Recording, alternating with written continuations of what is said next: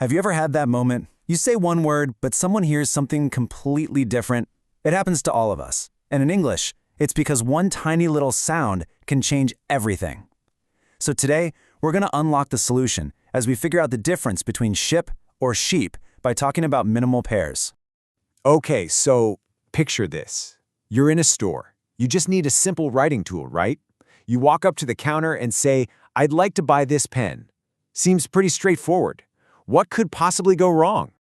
Well, what if the person behind the counter gives you a confused look because they're not quite sure if you asked for a pen or a pan?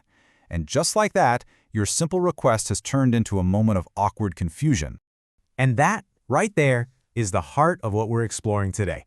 In English, it's wild how one single, tiny, almost unnoticeable sound can completely flip the meaning of a word. And it leads to some pretty classic misunderstandings. This whole phenomenon actually has a name, and if you can get your head around it, you're well on your way to mastering English pronunciation. So let's dive into what linguists call minimal pairs. The definition is actually surprisingly simple. A minimal pair is just two words that are identical in pretty much every way except for one single sound. That's it. And it's that one tiny difference that we need to train our ears to catch. Let's take a look at a classic example. Ship and sheep. Can you hear that? The only difference is the vowel. One has that short I sound, like in ship.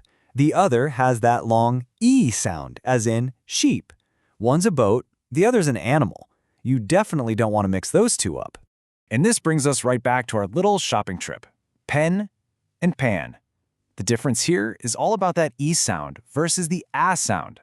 Again, two completely different objects, and the only thing separating them is one little vowel. But listen, it's not just about vowels. This happens with consonants too. Take this pair, thin and fin. The only difference is that very first sound, the th versus the f. It's just a subtle change in how you use your tongue and teeth, but it creates a whole new word. Okay, so we know what minimal pairs are.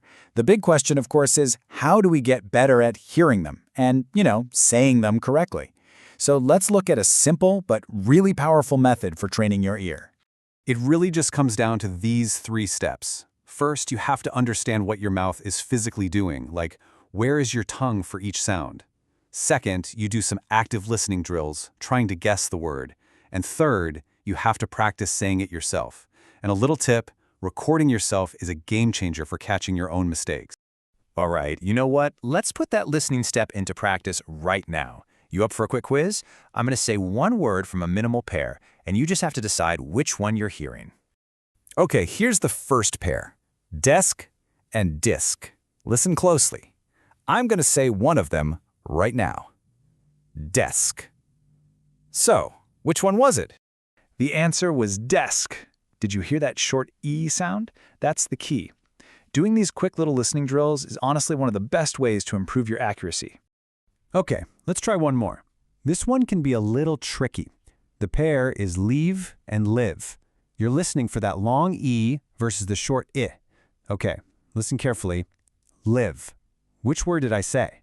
The answer was live, as in, where do you live? It's that short, quick I sound. See, by repeatedly testing yourself like this, you're basically training your brain to notice these tiny phonetic details without even thinking about it. So is this all just a boring classroom exercise? Not at all. Mastering these sounds has a huge impact on your daily communication. Let's talk about the real-world power you get from being precise.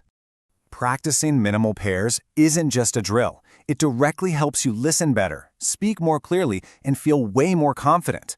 I mean, when you know you're being understood, you can communicate so much more freely, you avoid those pen or pan moments, and you just sound more fluent overall. So why is English so challenging with this stuff? Well, a big part of it is this number. In American English, there are over 14 distinct vowel sounds. 14. Every single one can create a new minimal pair, which is exactly why training your ear is so important. Ultimately, it all comes down to this simple but really powerful idea. When you're precise with your sounds, you are precise with your meaning. Clear pronunciation really is the foundation of clear communication. So, I'll leave you with a question to think about. Whether you're a native speaker or you're learning the language, what's the one minimal pair that always trips you up? Is it think and sync? Maybe fairy and very? Just thinking about your own tricky pair is the very first step to finally mastering it.